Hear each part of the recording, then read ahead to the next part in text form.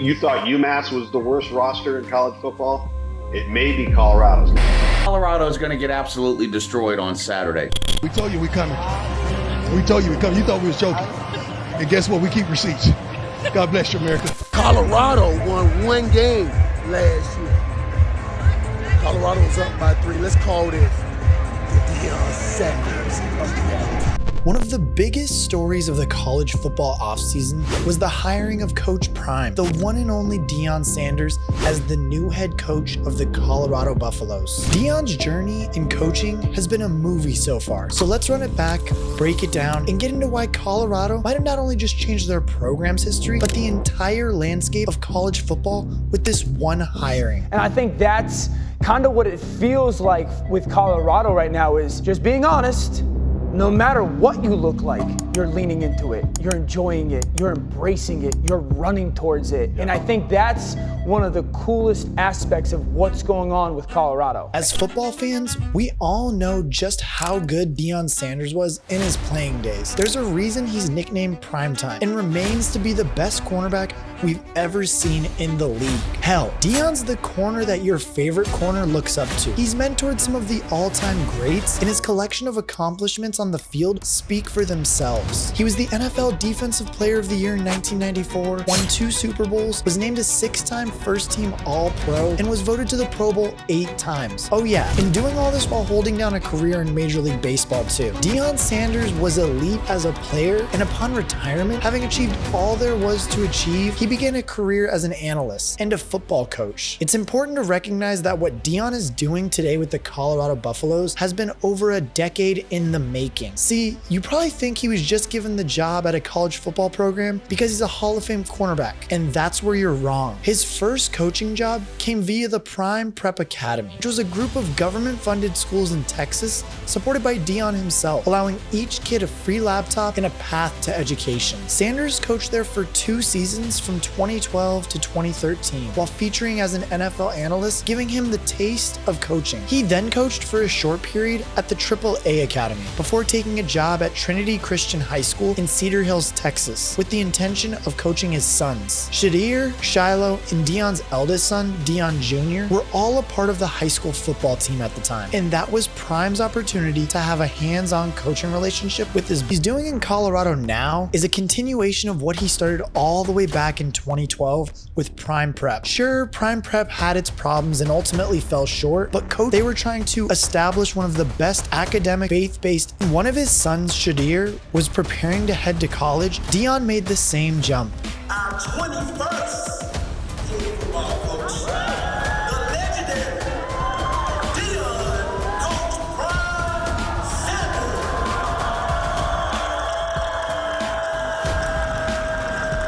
He made headlines when he was hired as the next head football coach at Jackson State University, a Division II school in the FCS. Shadir committed to Jackson State, and Shiloh, who was at South Carolina, transferred via the portal. Coach Prime was coaching his sons once again, but this was the biggest test yet. In one of the most stunning events in recent college football recruiting history, Coach Prime lured the #1 recruit in the country to join him at an FCS D2 program. What changed your mind? Coach Prime, he just let me know how big of an impact I can have on the people, and that's one of the things I want to do. I want to shine a light on our people and shine a light on HBCUs. Our people, you mean? Yeah, African Americans. That's right. He got Travis Hunter, who at the time was the consensus #1 talent in the nation. He had offers from every major college football program there is, including the likes of Nick Saban's Alabama, Dabo Swinney's Clemson, Kirby Smart's Georgia, and even Deion's alma mater, Florida State. Like, these are college football powerhouses, national championship contenders. The small schools never get close to recruits like Travis Hunter. But for Jackson State, it was different. They had Deion Sanders. Hunter was a lock to go to Florida State, but Coach Prime got to know him and earned his trust. And in 2021, he flipped his commitment to Jackson State. NIL and just pay him any amounts of money and all this kind of We stuff. didn't pay. We ain't got no money. To a school like, We ain't got no money. Can you just address all the stupidity out there for me, please? I heard $1.5 million, and I heard Dave Portnoy from Barstool. That's the biggest lie I've ever heard. You know what that is? That means we kicked your butt. Travis Hunter's commitment to Jackson State served as a message. Young men wanted to play for Coach Prime, and Prime knew exactly how to get through to them, not just on an athletic level, but on an educational level too. I mean, when you think about it, it makes perfect sense that young athletes want to play football for an NFL Hall of Famer and one of the best all time. Deion Sanders was making waves in college football and fast, but he still had to go out and win. Now give me my theme music. His first season had been a shortened year due to the COVID pandemic, and while the team went 4-3, he didn't really get an opportunity to show what he was capable of. It was the following season, though, that once again stole the headlines. Jackson State won 11 games, marking a program record, and claimed the Southwestern Atlantic Conference title. They won it again the following season too, and while they fell short in their bowl game, Prime had built a 27-6 record over his 3 seasons in charge, and that's what brought him to Colorado. While what Deion was doing at the FCS level was completely unheard of, his critics wondered how he'd handle the jump to a D1 program. Some games, but these games better be close. We need to see you guys improving as a football team. You can't expect him to go out here, Acho, and beat TCU. You can't expect him to go out here and win 10 games. The Colorado Buffaloes had just suffered one of the worst years in their history and had fired head coach Carl Dorrell during the season. And I like for y'all to hear it from me and not from anyone else. It is what it is. I've chosen to accept the job elsewhere next year. I mean, the program was a complete mess, and they swung for the fences with the hiring of Deion Sanders, which was still considered an outlandish move in giving the keys to the program to a man who had absolutely no experience in D1 football. Oh yeah, and did I mention at the time also, Colorado didn't even have the money to pay his 5-year, $25.5 million contract. Like, it was a pure gamble, and in one weekend, Deion brought $30 million into the state. So, I mean, how's that for winning a bet? What Deion Sanders had done was profound. Instead of using his name and attachment to Hall of Fame football to land a job somewhere in college football or in the NFL as a defensive backs coach, or even a part of a coaching staff, he went back to his grassroots and proved himself. If you look at this man's track record, he has won everywhere he's gone and succeeded at everything he's put his mind to because he has the mentality of a winner. He's got a rare attitude towards success, and he's had a fair share of critics. We're going to finally see, for all the hoopla and all of the hype going into the offseason with Deion Sanders in Colorado, it does not mask the fact that they don't have any players on that roster.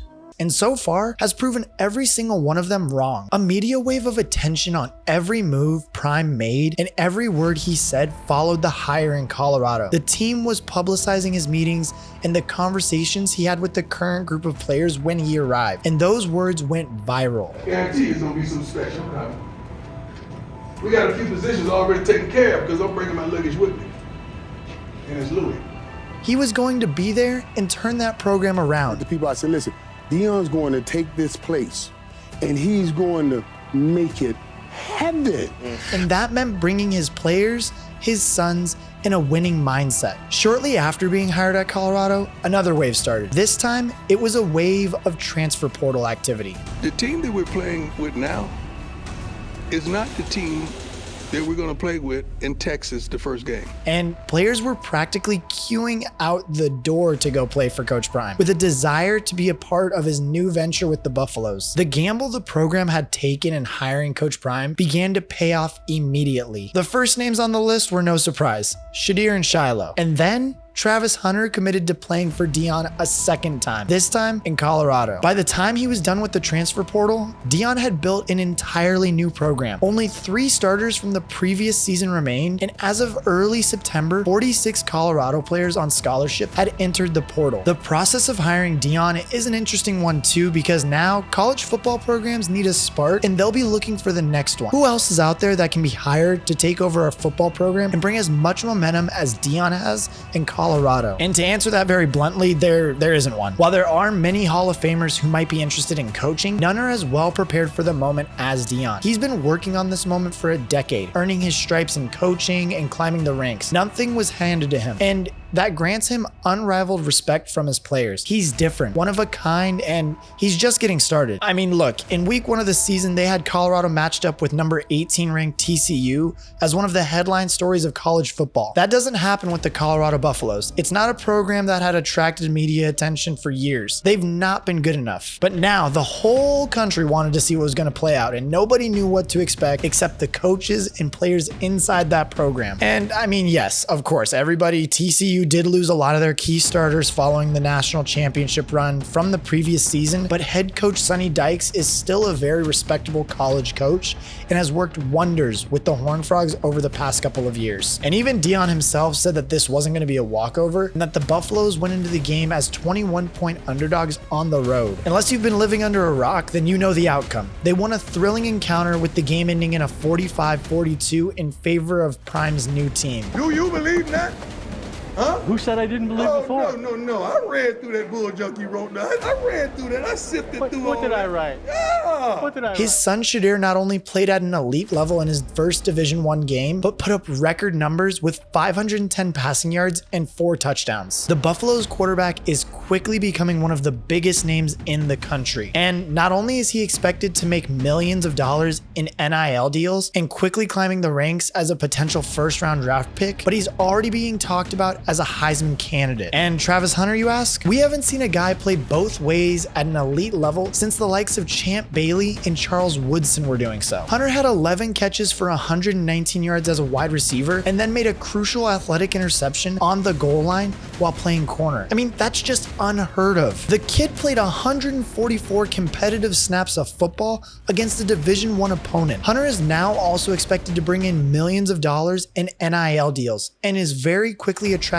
the attention of NFL scouts. That attention that the program is picking up right now is going to be wild for the process in the future. Colorado football has turned into a Cinderella story for the ages, and now Deion not only has the interest of the entire state of Colorado, picking out the stadium and bringing in millions of dollars into the state as a result, but he's also attracting A-list celebrities and Hall of Fame football players. In fact, through 3 games this season alone, the likes of Lil Wayne, Offset, Dwayne "The Rock" Johnson, and more were all in attendance. Prime's former teammate Michael Irvin has been on the sideline watching them play, and all of a sudden Colorado have gone from a team that won 1 game last season, to one of the most popular programs in the country, and a media darling changing the way in which college football exists. And what's the craziest part is that all of this success, all of this very early success, is without the very best recruits and 5-star athletes. Like, the next recruiting wave is going to blow the roof off of anything Prime has done at Colorado so far. He is going to attract more 5-star talent, more transfers, and continue to build Colorado from a program that, quite frankly, was falling off of the map to one that can compete with the best schools in the country. The script of this movie is still in its opening chapter, and as the pages turn and it continues to unfold, Coach Prime's program in Colorado is only going to gather more and more momentum. The 2023 season presents many more challenges, the likes of USC and this week's game between Oregon on the calendar, but make no mistake about it, Deion Sanders is and will turn the Buffaloes into a powerhouse program.